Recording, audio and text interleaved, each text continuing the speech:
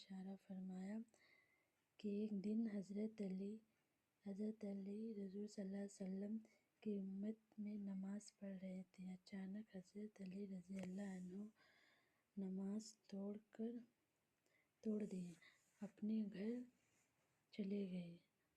نبی کریم صلی اللہ علیہ وسلم نے نماز محفل تو سب سے پہلے بلایا اور نماز توڑنے کی وجہ پوچھی۔ حضرت عمر رضی اللہ زور زور سے رونے لگے۔ آپ اتنا رو رہے ہیں؟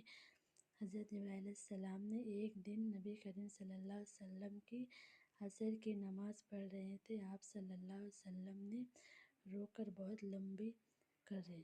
نماز میں سمجھایا گیا ہے کہ آپ صلی اللہ علیہ وسلم رو رہے ہیں۔ انہوں نے پھر جب حضور صلی اللہ علیہ وسلم روئے، اپنا سر اٹھائے اور نماز کو پورا کرنے کے بعد نماز کی طرف منہ کر کے بیٹھ گئے۔ آپ نے فرمانے لگے، کہاں ہے؟ تو نماز کی آخری صفحے حضرت محمد صلی اللہ علیہ وسلم نے حضور صلی اللہ علیہ وسلم سے یہاں فرمایا۔ اللہ تعالیٰ عنہ کو اپنے پاس آ کر بیٹھے ہوئے کہا۔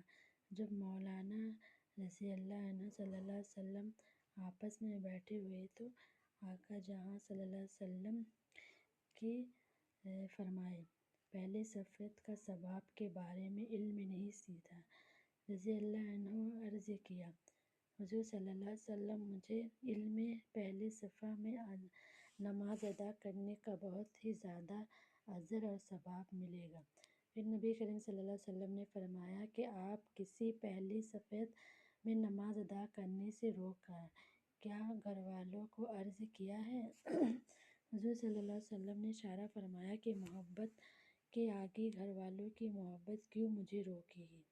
آپ صلی اللہ علیہ وسلم نے فرمایا، پھر کس چیز نے تمہیں پہلے صفحہ میں کھڑے ہونے کی عرض کیا؟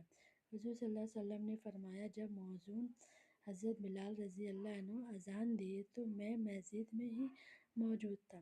اذان کے بعد میں 2 رکعت نماز ادا کی، پھر مجھے ایسا لگا کہ وضو نہیں رہا، میں وضو کرنے کے لیے گھر چلا گیا، پھر